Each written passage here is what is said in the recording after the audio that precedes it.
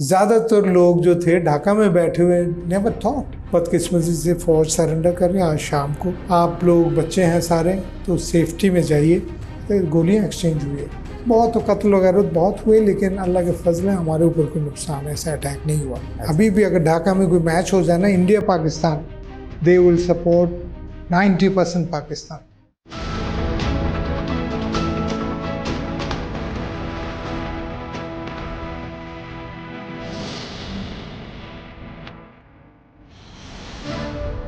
अहमद व नसल्ली अला रसूलिल करीम बिस्मिल्लाहिर्रहमानिर्रहीम रब्बि इश्रह ली सदरी व यस्सिर ली अमरी वहलुल उक़दतम मिन लिसानी यफ़क़हू क़ौली सदक़ल्लाहुल अज़ीम।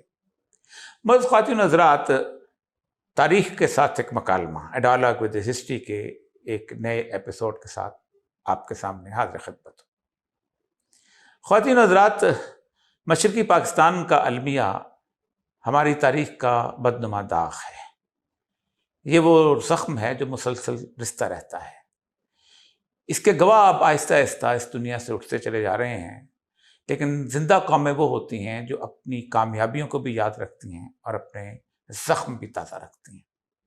आज मेरे मेहमान पाकिस्तान के एक बहुत बड़े सफारतकार हैं, जो कि मुख्तलिफ़ जगहों पे सफ़ीर की हैसियत से तैनात रहे और मुख्तलिफ़ जगहों के दीगर उन्होंने डिप्लोमेटिक जिम्मेदारियाँ अदा की।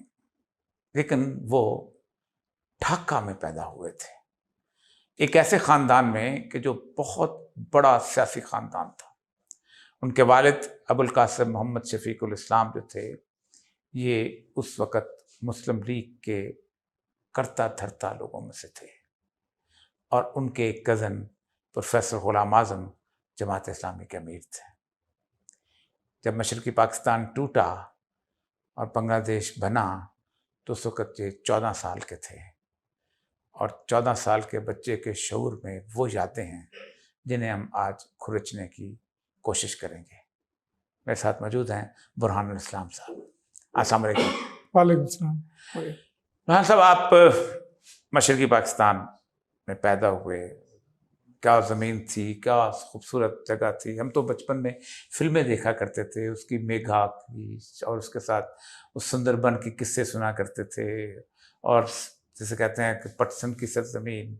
फिर हमारे सामने ही बहुत सारी बातें दूसरी आईं। आप उस वक्त वहाँ मौजूद थे।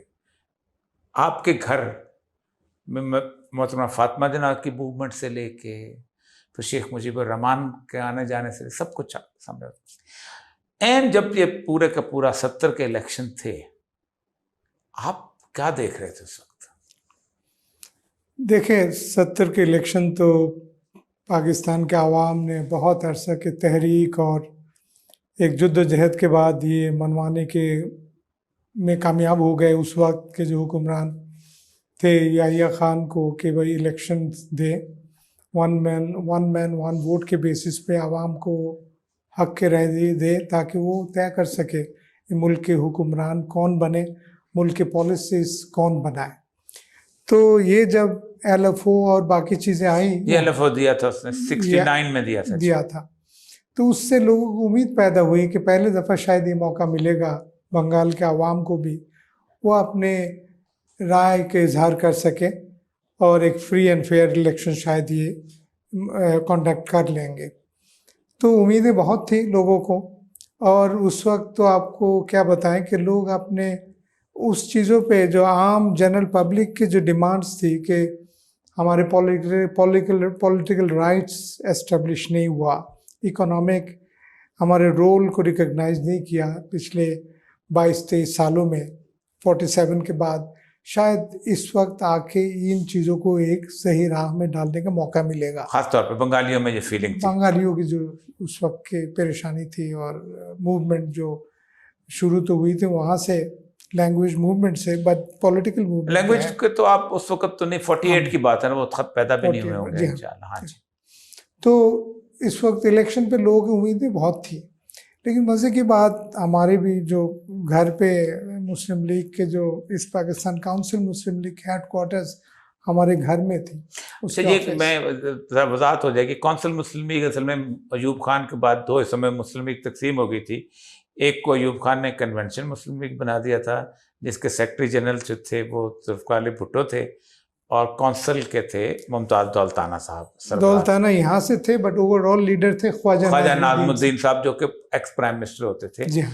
तो ये तो फातिमा जिन्ना से पहले की बातें हैं, तो आपके तो घर में आपने देखा होगा उनको। ये सारी चीज़ें हम बचपन से देखते आ रहे हैं, क्योंकि मुस्लिम लीग 64 इलेक्शन के दौरान मुझे याद है स्कैटन एक जगह, वहाँ मुस्लिम लीग के ऑफिस होते थे, काउंसिल मुस्लिम लीग, और उस पे because my father was in charge, इस पाकिस्तान मुस्लिम लीग ओवरऑल ऑर्गेनाइजेशन इंचार्ज थे, तो मुस्लिम लीग इलेक्शन के फौरन उस मूवमेंट तो इलेक्शन कैंपेन तो बहुत ज़बरदस्त जारियाना अंदाज से इन्होंने चलाई। ट्रेन में सफ़र फातिमा जिन्ना के, उसमें साथ साथ चलना, उसमें शेख मुजीब भी साथ थे, क्योंकि एक तस्वीर हमने देखी है आपके वालिद शेख मुजीब और फातिमा जिन्ना की। जी हाँ जी जी। इन लोगों ने वो तहरीक को चलाई। ये जहन में रखिएगा, सेकंड रैंकिंग इन टर्म्स, ख्वाजा साहब अभी बुजुर्ग हो गए, 70s में है, तो ये लोग 40 लेट 40s के लोग हैं, ठीक, एक्टिव, एनर्जेटिक, पूरे मूवमेंट को आगे चलाना, ये डेमोक्रेसी की बात करें, रूल ऑफ लॉ की बात करें, उन चीज़ों को लोग प्रमोट कर रहे थे, तो वेरी एक्टिव थे मेरे वालिद साहब। तो फर्स्ट जो कंबाइंड ऑपोजिशन पार्टी के जो पहला इलेक्शन कैंपेनर थे, क्या उसकी डेजिग्नेशन थी, वो my father was doing it, it was on a monthly basis. ठीक। Second month Sheikh Mujib took over from my father. तो डिफरेंट पार्टीज से आपको पता है, जमात इस्लामी ऑल्सो, जो महाज बना हुआ था, महाज बना हुआ था कॉप का। तो इन लोगों ने इलेक्शन की उम्मीद तो बहुत लगाई। मेरे फादर की कॉन्स्टिट्यूंसी थी हमारे गांव में। गांव कौन सा था आपका? गांव है हमारे उस वक्त इसको कहते थे कुमिला। अच्छा, डिस्ट्रिक्ट कुमिला, जहाँ वो हमारे कुमिला प्रोजेक्ट वाले थे, अख्तर हमीदुद्दीन खान। That's it. जी जी। और सब डिवीजन वाज ब्राह्मण बाड़िया। ठीक है। तो उसमें हम लोग भी, मुझे याद है इलेक्शन के दिन आई वाज देयर, और 3-4 भाइयों के साथ हम वहाँ मौजूद थे गांव में। तो वहाँ टेम्पो में ये लगा है कि इलेक्शन 100% फेयर तो नहीं लगे, धोस धमकियों से लोग वोट इधर उधर कर रहे थे, और जो हमारे काउंसिल मुस्लिम लीग के जो रिप्रेजेंटेटिव्स थे, वो लोग अंदर उनको काम करने नहीं दे रहे थे, डरा रहे थे, धमका रहे थे। तो पता तो लग रहा था धांधली थोड़ी सी होगी यहाँ। बहरहाल ज़्यादा वोट नहीं मिलने वाले, साहब को हार गए थे। तो 62 के इलेक्शन नहीं, ये 1970 की बात है। 70 के इलेक्शन। अगर 62 पीछे जाए, वो तो फातिमा जिन्ना के इलेक्शन बहुत जबरदस्त। अच्छा, 70 के इलेक्शन तो मुजीब जीत गया था ना सब जगह, पूरे वो जीत गए। मैं कहना चाहता हूँ उसमें भी धांधली हुई, लेकिन वो मैंने ये भी मेरे उस प्रोग्राम में अल्ताफ कुरैशी साहब आए थे, तो वो कह रहे थे कि हमें धांधली की खबरें उस वक्त मिली थी। एक तो ये है कि उसकी वैसे मेजोरिटी तो थी ही थी, लेकिन इतनी ज्यादा शायद नहीं। अच्छा, ये आप ये जरा जीत तो जाते हैं, लेकिन इतनी ज्यादा नहीं है जिस तरह, जैसे कि 161 वोट ले लिए थे ना उसने, एग्जैक्ट सीटें ले गई थी इतने। खैर वो तो ऐसा हो गया था। फिर लोग उससे, बंगाल के लोग ज़रा मोटिवेट हो गए, बहुत इंस्पायर्ड हुए कि शायद टाइम आ गया, चीज़ें बदलेगी। लेकिन हमारे जैसे मेरे वालिद साहब और प्रोफेसर साहब जो राइटिस्ट माइंडेड लोग थे, उनको ज़रा फिक्र लाहक इस बात की हुआ कि आगे कॉन्स्टिट्यूशनल अरेंजमेंट्स क्या होंगे, शेख मुजीब कहाँ तक अपने प्रोग्राम को परसू करेगा 6 पॉइंट्स का, और यहाँ के वेस्ट पाकिस्तान के साथ आखिर में क्या तय पाएगा कि मुल्क सही रास्ते पे चले। उस वक्त से इलेक्शन के रिजल्ट्स के बाद मेरे वालिद और कज़न को भी मैंने सुना है कि बड़ा चैलेंज होगा, बहुत सब्र और सियासी क्या कहते हैं एक्यूमेन दिखाना होगा, लीडरशिप को, मुल्क को इकट्ठे लेके चलना। अभी तक टूटने वाली बातें ये लोग नहीं करते थे। इनका ख्याल था कि मुजीब टूटने की बातें करता था, आपका तो घर आता था। मुजीब तो ताल्लुकात तो मेरे वालिद के पुराने, और दे वर स्टूडेंट लीडर्स टुगेदर, कलकत्ता में थे। और शेख मुजीब जब अपने डिस्ट्रिक्ट से आए थे पहली दफ़ा, शेख साहब ने हमें खुद बताया कि उसको पहले इलेक्शन लड़ने के लिए मेरे वालिद ने नॉमिनेट किया था, because my father was the secretary यानी acting president of all Bengal Muslim Student League. तो they were staying in one hostel in Calcutta. मुसलमानों के, और आपके मेरे वालिद बहुत सारे मुसलमानों के, मेन मुसलमानों का हॉस्टल नाम था बेकार हॉस्टल। तो शेख साहब ने जब 71 में हमें बताया, हमें घर के सामने हमारे यहाँ आए थे, मुलाकात हुई, वो कह रहे थे पहले मुझे सियासत पे जो आगाज़ तुम्हारे वालिद साहब ने मुझे बेसिक फर्स्ट ठीक। असाइनमेंट और ट्रेनिंग दी है। तो मुझे उन्होंने नॉमिनेट किया फॉर द हॉस्टल कमेटी के चेयर, क्या कहते थे, प्रेसिडेंट कहते जी थे क्या, जी जी मैथ्स कमेटी। मैथ्स कमेटी के चेयरमैन। तो उसके लिए दिया, और जब तकरीर लिखनी थी, अंग्रेजी मेरी कमज़ोर थी, तो तुम्हारे वालिद साहब ने पहली तकरीर मुझे लिख के दी है। So I made that speech in 1944 ठीक। First time. खैर इकट्ठे रहे, काम किया, बहुत तहरीक चलाई उन्होंने। वो अवामी लीग में थे जब वो इकट्ठी होती थी, जिसमें वली खान सदर होते थे और वो उसके साथ होते थे शेख मुजीब अवामी मुस्लिम नेशनल अवामी पार्टी उसका था। फिर उन्होंने अपनी अवामी लीग अलग बना ली थी, अवामी लीग बनाए, नवाब नसरुल्लाह भी उसके सदर रहे हैं उसके, Awami Muslim League and all that. But इनके ताल्लुकात हमेशा थे। ठीक है। जो फोरम डेमोक्रेसी की बने, इकट्ठे दोनों हैं। लेकिन फातिमा जिन्ना के इलेक्शन का बहुत बड़ा एक मौका, और उस मौके पे इकट्ठे काम किया। और वी रिकॉल वेरी फ्रैंकली, पल्टन में मीटिंग थी, ढाका में। अब मैं बहुत छोटा बच्चा था, मुझे याद है कि स्टेज में जाके एक साइड पे हम लेट गए, बैठ गए देखने के लिए क्या हो रहा है पल्टन मैदान में, पल्टन में, उसी 64 के कैंपेन के दौरान। अच्छा। और बैठा हुआ था, मुझे हमारे मौलवी साहब ने दिए बुके कि आपने फातिमा जिन्ना को पेश करना है। अच्छा। तो दिया था वो, मुझे vaguely I remember, this is 64। जी मेरी भी वेग है, मैंने गुजरात में आई थी तो मुझे फातिमा जिन्ना का चेहरा याद है, और हबीब जालिब की वो मैं नहीं मानता मैं नहीं जानता नज़म याद है। जी जी। तो अच्छा मौका था, लोग इकट्ठे काम कर रहे थे। बहरहाल जब इलेक्शन हार गए, बल्कि इलेक्शन से पहले एक मज़ेदार बात बताऊं, मेरे वालिद और शेख साहब की क्या अंडरस्टैंडिंग थी, जब मुस्लिम लीग के तो एक अपने मैनिफेस्टो एंड एवरीथिंग, 69 में my father one of those people जो रियलाइज़ किया कि आप कुछ इस पाकिस्तान के लिए कोई कॉन्स्टिट्यूशनल एटीट्यूड रखना होगा, कोई चीज़ ऑफर करना होगा कि लोगों को दिलचस्पी हो, और पार्टी के नुक्ते में भी कुछ तब्दीली आनी चाहिए। तो पार्टी के अंदर बहुत इसमें शोरगुल पैदा हुआ, और आखिर ये हुआ कि एक प्रपोजल उन्होंने पेश किया कि the capital of Pakistan should be shifted to Dhaka. ये 69 में मुस्लिम लीग में हुआ? मुस्लिम लीग में हुआ। अल्लाह, ये बहुत बड़ी बात है। ये मेरे वालिद साहब के यानी शेख मुजीब ने तो बाद में कहा कि असेंबली का इजलास बुलाओ, ये capital of Pakistan should be shifted from Karachi to Dhaka. Karachi to Dhaka. It was Muslim League की प्रपोजल, काउंसिल मुस्लिम लीग मुश्किल से पेश हुआ। वेस्ट पाकिस्तान के लोग उसमें इतराज़ कर रहे थे, लेकिन बड़े मुश्किल से मनाए। तो ये बैकग्राउंड पे रखें, शेख साहब ने इलेक्शन से पहले मेरे वालिद को ये कह चुका था, शफीकुल इस्लाम देखो, तुम्हारे पार्टी अगर इलेक्शन में मेरे साथ कोई इल्हाक करना चाहे, तुम्हें मैं 20 सीटें अभी से कह देता हूँ, हम कैंडिडेट नहीं खड़ा करेंगे काउंसिल मुस्लिम लीग के, अगर 20 के कैंडिडेट तुम करो। 70 की बात है। उस वक्त लोगों के दूसरी तरफ के लोग कॉन्फिडेंट थे, जमात इस्लामी वाले, हम बहुत जबरदस्त सीटें लेंगे। तो तबसरे ताफ कुरैशी साहब ने आधा पाकिस्तान जितवा दिया था उनको। तो वालिद के पार्टी के भी लोग भी ऐसे सोच रहे थे कि कम से कम 30-35 सीट तो हम ले जाएंगे। तो इसलिए कोई भी मुजीब से उनके जो ऑफर था उन्होंने नहीं माने नहीं। बहरहाल ये तो एक इम्पोर्टेंट स्टेज है। फिर आगे गए, वोटिंग हो गई। अब क्या होगा, डायलॉग वाज ऑन भुट्टो और मुजीब की। तो इस राइट के लोगों की मुजीब के साथ ठीक है, उन्होंने PDM कॉप में काम तो किया है, लेकिन इतने डायरेक्ट रिलेशनशिप किसी के नहीं थी। मौलवी फरीद थे, सब थे, प्रोफेसर साहब थे, मुस्लिम लीग के बेतहाशा लोग, फजल कादिर चौधरी थे, ये लोग सब उस वक्त ठीक। मतलब हालांकि मुस्लिम लीग में 2 डिफरेंट धड़े थे, उस वक्त इकट्ठे काम करने को तैयार थे। तो but this was the time, election हो गए, रिजल्ट्स आ गए, शेख साहब की सोच क्या, who would go and talk to him.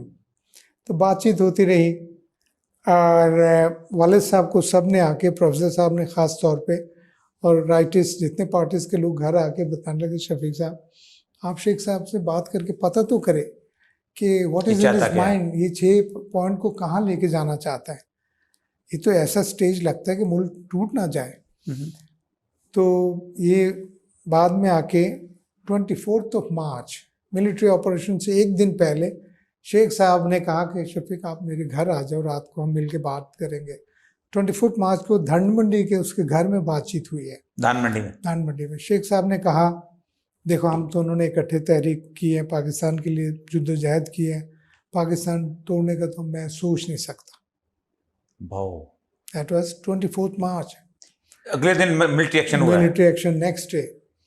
तो उन्होंने कहा, हम तो भुट्टो को भी हमने कहा कि जो भी अरेंजमेंट करना, 6 पॉइंट्स पे बात करनी है, पार्लियामेंट में जाके करते हैं, पहले पार्लियामेंट के सेशन तो बुलाएं।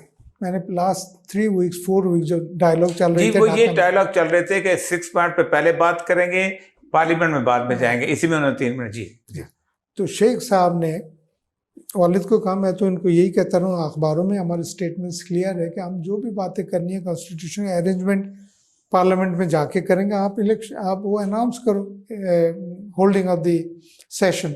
तो लोग कर नहीं रहे थे। अच्छा, याह्या खान भी आ गया था ना वहीं पर, याह्या खान आ गया, भुट्टो भी साथ था। भुट्टो भी साथ थे। They were not ready, they are very hard. तो उससे ये पता लगा मेरे वालिद की और प्रोफेसर साहब की फीलिंग है, पाकिस्तान की जो लीडरशिप है वो मानने को तैयार नहीं थे कि एक मेजॉरिटी पार्टी लीडरशिप को पूरे पावर दे दे, वो तय करे कि किन से वो अलायंस पार्टनरशिप करेगा पार्लियामेंट के अंदर। मुझे तो कहते थे ना, मैं किसी के साथ भी जी कर जी सकता हूं। कराते तो जी, खास तौर पे तो वो उनकी ये अंडरस्टैंडिंग है कि वो देंगे नहीं। तो हमारे जो ये बुजुर्ग लोग थे कि जब तक कोई पॉलिटिकल अरेंजमेंट प्रॉपर ना हो जाए, और इन दोनों ने मिल के एक जॉइंट स्टेटमेंट दी थी, वो मुझे याद है, प्रोफेसर साहब और मेरे वालिद साहब, कि आप इलेक्शन के रिजल्ट सामने आ गए, they should hand over power to Sheikh Mujib and hold assembly session in Dhaka. जो उसने कहा था कि ढाका में बुलाया है, तो ये कह रहे थे कि ढाका में नहीं जाने। इनकी स्टेटमेंट आ गई, ढाका में बैठे हुए थे लेकिन सेशन बुलाने को तैयार नहीं थे। ठीक। तो उससे पता लग रहा था मुल्क को आगे ले जाना मुश्किल है। शेख ने उसी मौके पे बताया कि डर यह है कि मिलिट्री ऑपरेशन की बात चल रही है। 24 मार्च को कहा, 24 मार्च को आपके घर। ठीक, अच्छा। 24 मार्च को ये बात कर रहे थे। तो मेरी इंफॉर्मेशन है कि they are trying to take military action which should not lead us to anywhere. उन्हें चाहिए कि अपने ठंडे दिमाग से सोचें क्या होना चाहिए और डेमोक्रेटिक एंड पीसफुल डायलॉग से कोई रास्ता निकाले। नहीं बात चली, मिलिट्री ऑपरेशन हो गई, लेकिन उसके बाद भी मौके नहीं गए, मैं बाद में बताऊंगा आपको। ठीक है, उसके बाद क्या नहीं हुआ? और भी मौके आए हैं। अच्छा, कि डायलॉग किसी तरीके से शुरू करेंगे 25 के बाद। 25 अच्छा, 25 के बाद जब मिलिट्री ऑपरेशन हुआ, उसके बाद दो तरह की कहानियां मिलती हैं।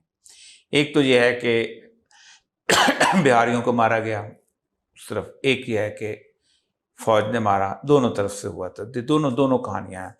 और टिक्का खान का वो स्टेटमेंट बड़ा मशहूर कि वो कहते हैं जी 1.5 लाख लोगों को मारा है, हमने तो सिर्फ 34-35 हज़ार मारे हैं। ये बड़ा गैर इंसानी सी सूरत हाल है जो फिक्र कहने वे ये कहते हैं इतने रेप हुए, नहीं हमने इतने नहीं किए, हमने कम किए हैं। तो ये आप उस वक्त पूरे दार बात है, 14 साल की बच्चा जो है उसको पूरा पता होता है। 25 मार्च से लेके 16 दिसंबर तक कैसे गुजरा? देखिए, हम तो जज्बाती पाकिस्तानी थे। हाँ, सारा शुरू से हमारे घर में पाकिस्तान, हर साल 14 अगस्त के फ्लैग को चढ़ाना। नहीं, उसका बंगाली सारे थे। 23 मार्च को, ये भी मजे की बात बता दूं, 71 के 23 मार्च में ढाका में पाकिस्तानी फ्लैग बहुत कम उड़ाए लोगों ने। हमारे घर और ढाका के नवाब बाड़ी जो है सलीमुल्लाह के घर, वहाँ 2 सिर्फ फ्लैग्स चढ़े। हमारे घर में जब फ्लैग इस 23 मार्च वाले दिन, 23 मार्च 2 दिन पहले मिलिट्री ऑपरेशन, अच्छा, बहुत ज़्यादा बड़ा हंगामा हो गया ढाका यूनिवर्सिटी में। इकबाल हॉल बहुत मशहूर है, इनके आवामी लीग के स्टूडेंट्स ऑर्गेनाइजेशन के सेंटर है। तो लोगों ने वहाँ हंगामा मचाया कि ये देखो यहाँ एक घर बाजार में, हमारे रमना के इलाके में, ये शफीकुल इस्लाम जो है मुस्लिम लीगी, उन्होंने फ्लैग लहराया। ये तो ख़तरनाक सूरत हाल है।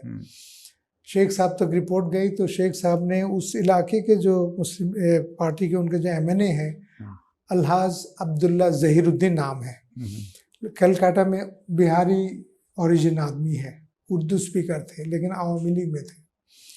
वो साहब ने वालिद साहब को फ़ोन किया।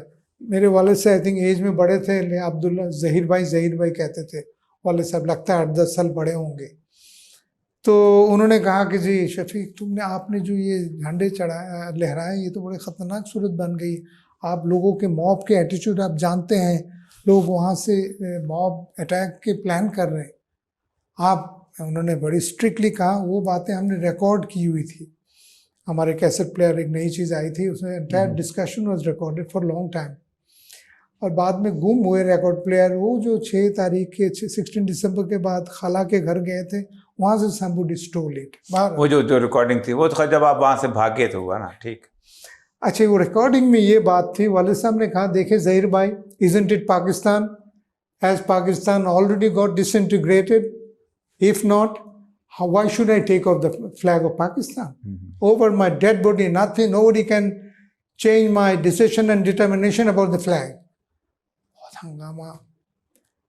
अच्छा, ये बात उनकी ख़त्म होती है कि नथिंग डूइंग, झंडे हम नीचे नहीं करना है।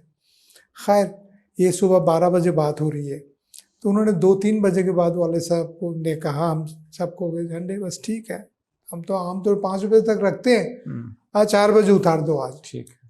तो ये है सूरत हाल उस वक्त टेंशन की। आपने उतार दिया? हमने उतार दिया। ढाका में टेंशन है।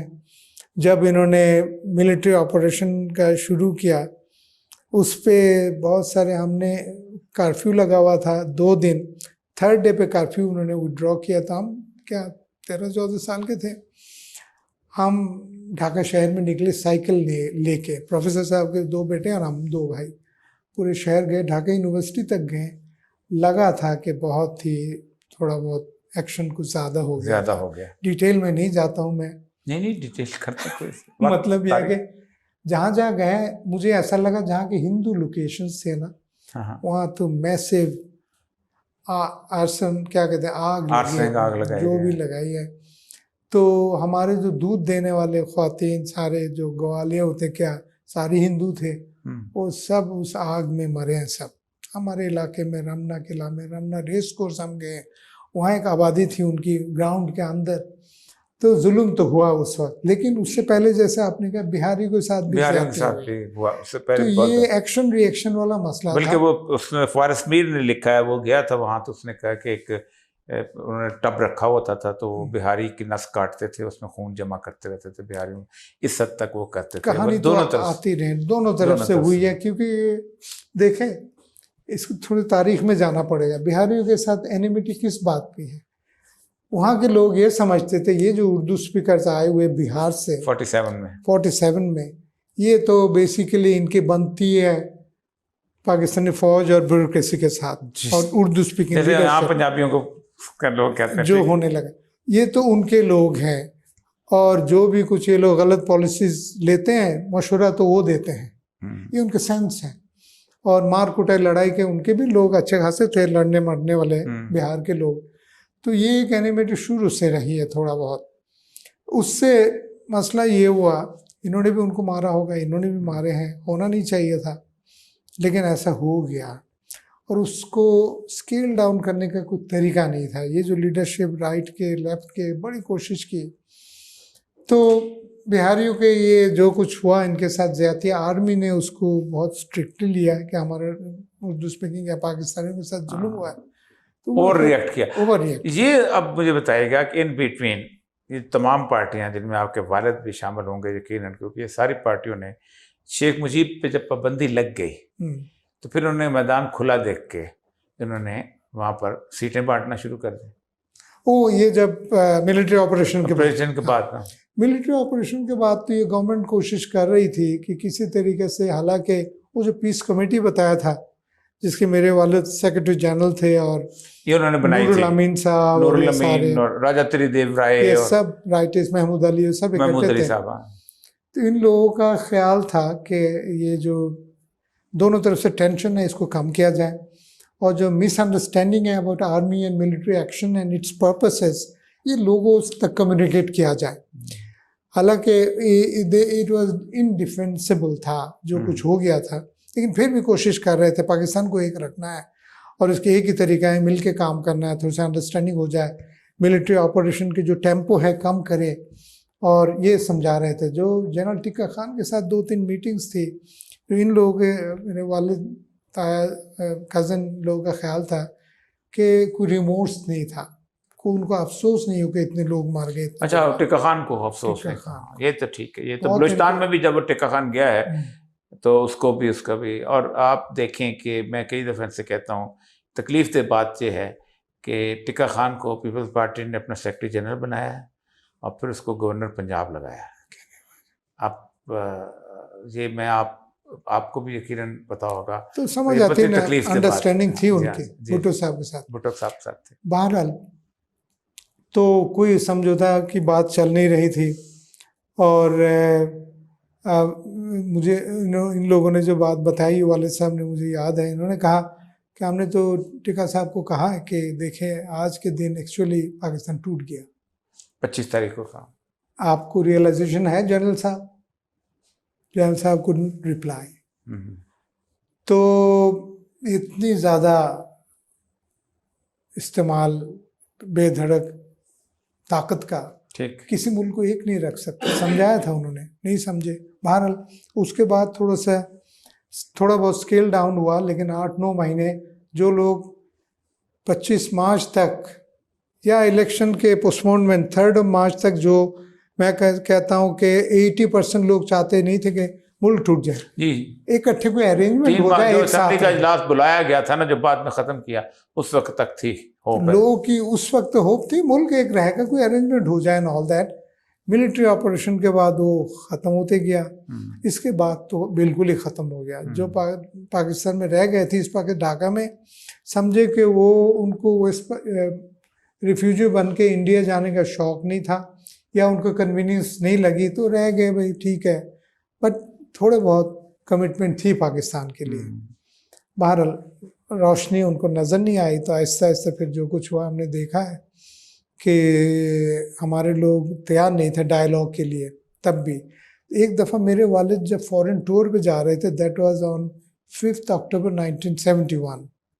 अच्छा, जब ये क्राइसिस पूरे अरूज पे था। अरूज पे थे। नूरुल अमीन साहब, बाकी लोगों ने कहा आपको लीगल बैकग्राउंड भी है, आप पार्टी की भी पोजीशन पॉलिटिकल जानते हैं, आप एक डेलीगेशन लेके बाहर जाए। तो 2-3 लोग थे।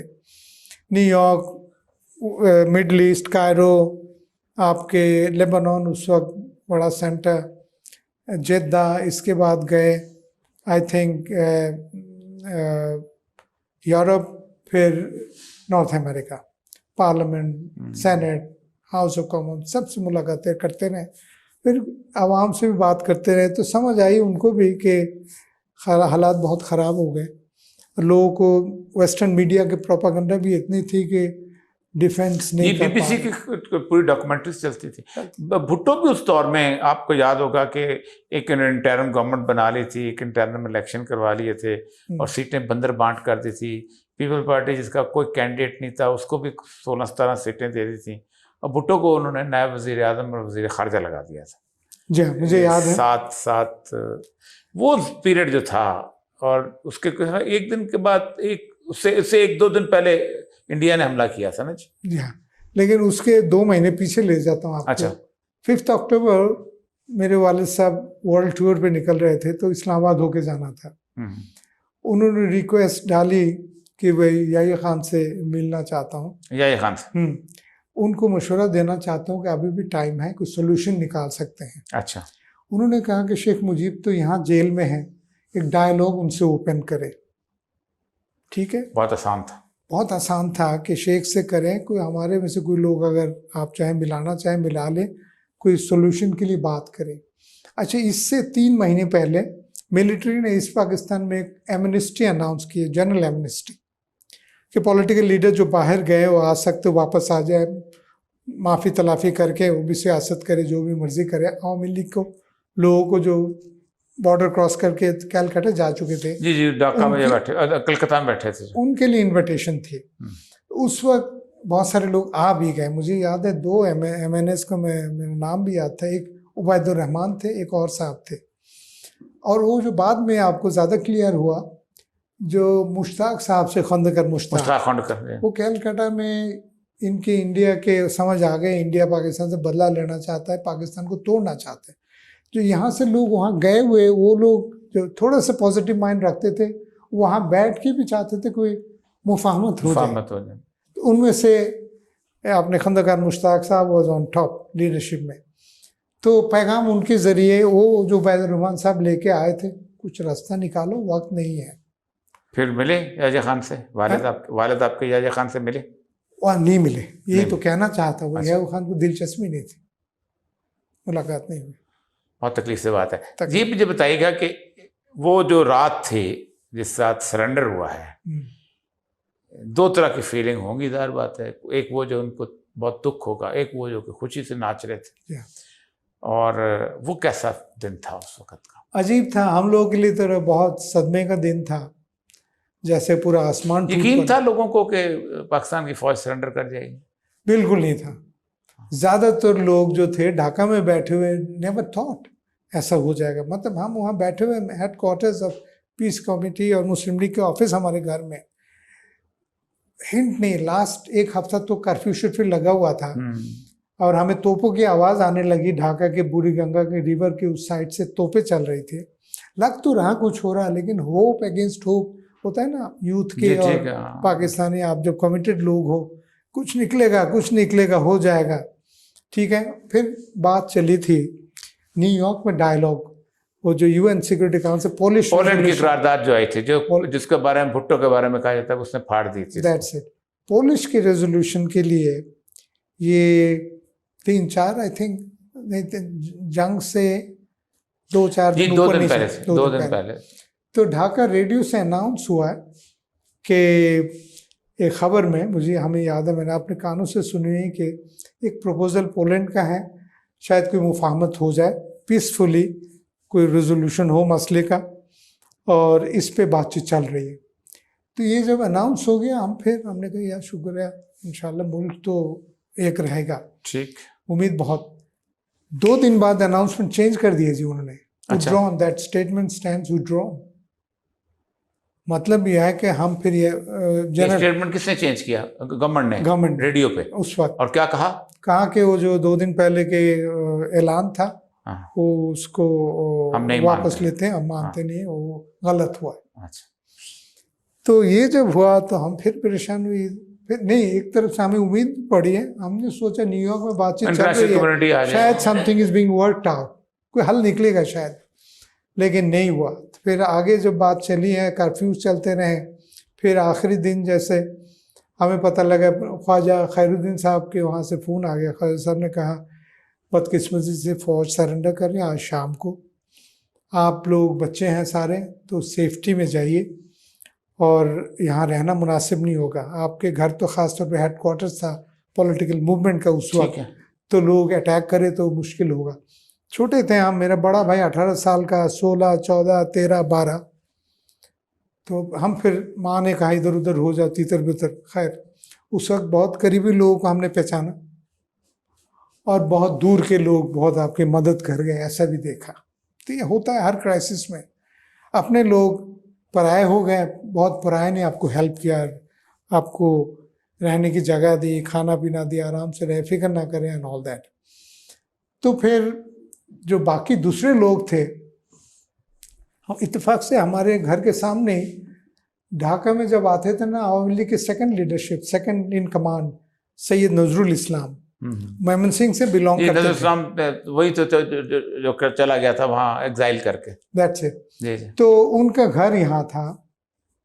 तो नजरुल साहब के यहाँ लोगों की उस वक्त तो सेलिब्रेशन थी, लेकिन कि भाई ये हो गया, लेकिन nobody came as such to our help। तो इधर उधर से हम निकले, लेकिन 16 दिसंबर के शाम 5 तक हम इर्द गिर्द घूम रहे थे। 5 के बाद 6-7 हम निकल गए। बहुत तो कत्ल वगैरह बहुत हुए, लेकिन अल्लाह के फजल है हमारे ऊपर कोई नुकसान ऐसा अटैक नहीं हुआ। बच गए, शहर से बाहर गए, 2 साल वहाँ रहे, फिर आए। अच्छा से सिचुएशन इम्प्रूव हुआ। आपने पहले भी पूछा था, कॉलेज में दाखिला लिया, वापस आए।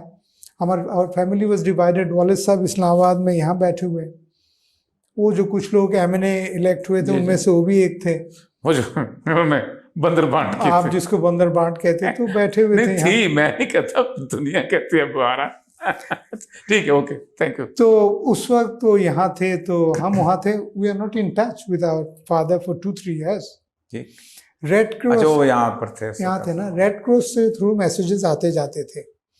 जब बातचीत चली थी कि रिपेट्रिएशन की प्रोसेस चलेगा, तो मेरे वालिद साहब ने भुट्टो को कहा कि मेरे फैमिली तो डिवाइडेड है, बड़े दादाद के बच्चे मेरे, तो इनका तो लाना होगा।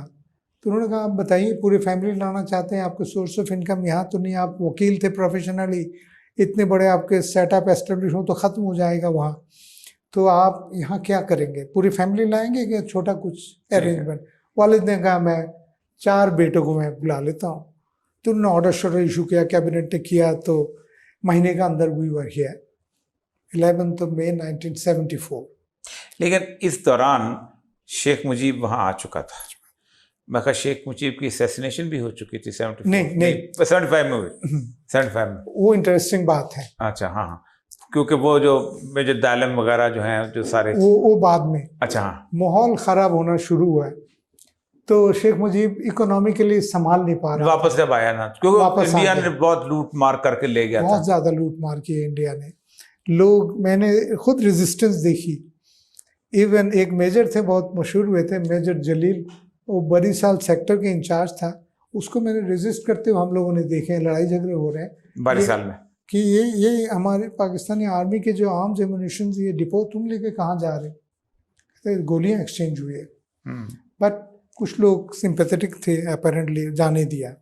बहरहाल शेख साहब की पॉपुलैरिटी कम होती रही है, और हम लोग राब्ता शब्ता शेख साहब से हमारे उस वक्त, ये बताना ज़रूरी है, थोड़े से पर्सनल आ जाता है मसला। नहीं, जितने राइटिस्ट लोग थे उनके प्रॉपर्टीज कन्फिस्केट कर दिया, कोलैबोरेटर्स एक्ट बनाया जिसके हमारे खिलाफ ट्रायल होंगे, ये बात चली, जिसमें ये अलबदर शम्स वाले भी थे। ये सब मिलकर पॉलिटिकल लीडर्स के 37 के नाम आ गए। क्योंकि जब शेख मुजीब आए, जब गवर्नमेंट आई है, तो अलबदर शम्स के अक्सर लोगों को पकड़ लिया गया था ना, बहुत टॉर्चर किया, बहुत सारे गुम हुए, बहुत सारे पकड़ लिए गए। तो ये जब हुआ ऑर्डिनेंस, शेख साहब अभी आए नहीं थे, ये उनके ढाका पहुंचने से पहले ये हो गया था, ताजुद्दीन की हुकूमत ने किए, तो हमारे प्रॉपर्टी कॉन्फिस्केट हो गया, ये वो। तो एक पर्सनल अच्छा एनेक्डोट है।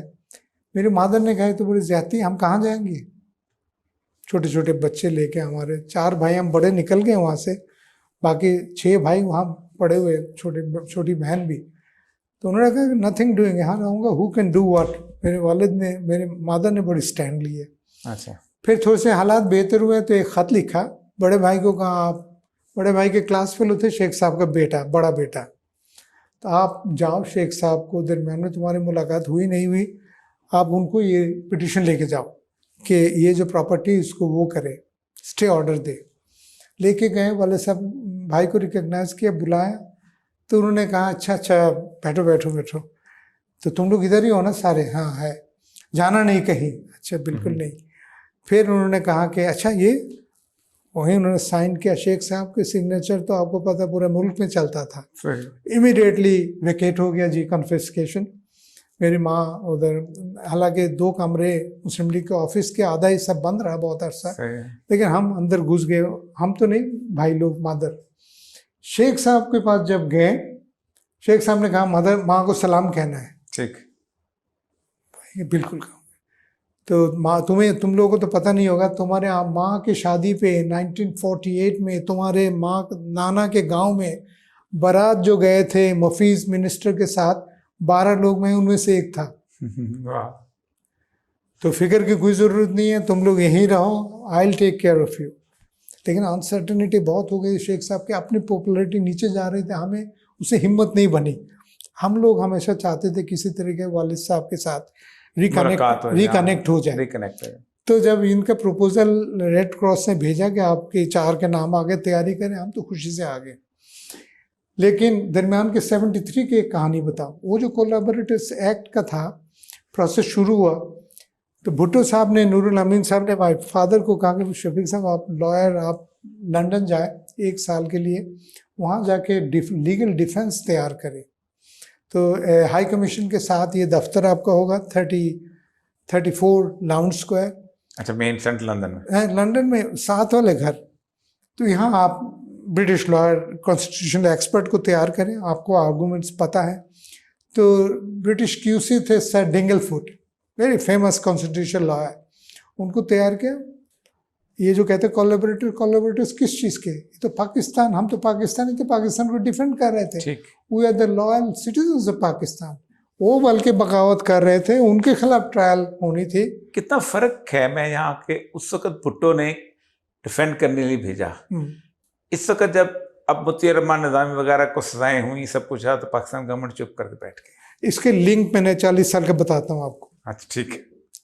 तो जब हुआ तो डिंगलफुट पहले हियरिंग पे गया, मुझे वॉज इन ढाका, हम लोग ढाका में थे, तो बात हुई, जो ब्रिटिश लॉयर आया तो उसने अच्छा आर्ग्यू किया, वही जो बातें आपको मैंने बताई, ये पाकिस्तान के लिए पाकिस्तानी लॉयल सिटीजन, अब कोलैबोरेटर्स किस चीज़ के, आपकी कोई हुकूमत थी यहाँ तो क्यों आप ये कर रहे हैं। तो अगले दिन शेख ने पैगाम भेजा मेरे वालिद को लंदन के, शेख को पता था my father was in London, इसलिए भी पता था कि लंदन में जो ब्रिटिश बांग्लादेशी हाई कमिश्नर थे वो मुस्लिम लीग के एमएनए थे 64-2 में, अच्छा, वो जो अयूब खान वाली कैबिनेट में खिलाफ अच्छा खिलाफ काउंसिल के, जी जी मेमन सिंह से 62 को याद है ना, election campaign 64, he was point person there, Mymensingh के कैंपेन, तो वो उस वक्त हाई कमिश्नर था। मेरे वालिद के मुस्लिम लीगर दौलता नवाज पाकिस्तान का high commissioner, my father is a separate establishment. तो शेख साहब ने पैगाम भेजा, हमें कहा, भाई को कहा, उनको शफीक को कहो ये कुछ करने की ज़रूरत नहीं, हालात बदल जाएंगे, ये सारा मैं कर दूंगा। उसने कहा था स्क्रैप कर देंगे, तो बाद में ऐसा ही हुआ, महीने 2 महीने के बाद स्क्रैप कर दिया, कोलैबोरेटर्स एक्ट ख़त्म हो गया। ठीक। उसके बाद 40 साल के बाद ये ट्रायल शेख हसीना ने फिर शुरू किया। उसमें जो पहला आदमी ट्राई हुआ अब्दुल कादिर मुल्ला, नहीं, मेरा कजिन प्रोफेसर गुलाम आजम, अब वो तो वही इंतकाल किया, हैंग नहीं किया, उसे जेल में इंतकाल करके, first case was against him. हाँ जी, प्रोफेसर साहब से मेरी मुलाकात हुई थी 2004 या 3 में, जब कोयटा आए थे, बड़ी जबरदस्त पाकिस्तान आए, कमाल की चीज। मैं सिर्फ ये कहता हूँ कि उस वक्त तो भुट्टो ने आपके वालिद को भेजा, जाओ जाके केस लड़ो इंटरनेशनल लेवल पे। इस दफा आप चूंकि खुद फॉरेन ऑफिस में रहे हो, आपको पता है पाकिस्तान की पॉलिसीज कहाँ बनती हैं कैसे, इस दफा हमने प्रोफेसर गुलाम आजम से लेके मुतीम निज़ामी तक सबको हमने हैंग होने दिया। बस वो माहौल ऐसा है, फिर हमारे जो इदारे हैं ये लोग बहुत ज़्यादा एक्टिवली उसको परस्यू नहीं करना चाहते थे, क्योंकि हर चीज़ के पीछे तो और चीज़ें आ जाती है ना, कि भाई आप अपने बंदे क्या करते, पाकिस्तान के सपोर्ट में आपके साथ तो हमारे बहुत सारे इश्यूज रह गए, वो भी सेटल नहीं हो गए। मेरा और आप दोनों का बैचमेट जो है वो बांग्लादेश में रहा है, उसने किताबें भी लिखी हैं, अफरासियाब मेहदी हाशमी, उसका एक बिल्कुल डिफरेंट एंगल है वहाँ के लोगों का। वो कहता है कि इस दौरान मैंने देखा कि बंगालियों के अंदर एक फीलिंग है जैसे उनसे कोई अचानक छीन लेगी ये कोई चीज़। आप समझते हैं कि ये फीलिंग उस वक्त भी थी या आज भी है? क्योंकि आपके तो आप तो बंगाली अफरा आप मतलब तो बंगाली नहीं है। पाकिस्तान ने कुछ छीन लिया हमसे? नहीं, जैसे पाकिस्तान से जुदा होना जो है ऐसे जब अचानक छीन लिया गया, अचानक हमसे, बस जैसे कैसे हम हो गया, हम चाहते नहीं थे। और ये तो सही है, ये पाकिस्तान में मैं तो अभी भी दावा करता हूँ, हालांकि मैं सरकारी मुलाजिम था, मेरी फीलिंग ये है कि एक open free and fair referendum हो। अभी भी वहाँ के 50% से लोग ज़्यादा कहेंगे अगर इल्हाक ना हो, best of the relationship, confederation type.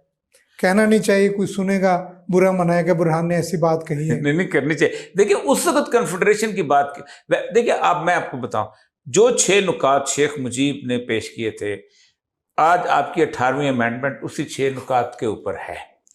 बिल्कुल, उस वक्त मान लेते तो उस वक्त मान लेते पूरी 6 नुकात, बल्कि ये 18वीं अमेंडमेंट 6 नुकात से ज्यादा है, कुछ 2 हाथ आगे है। उस वक्त शेख मुजीब को अच्छा नहीं लगता था।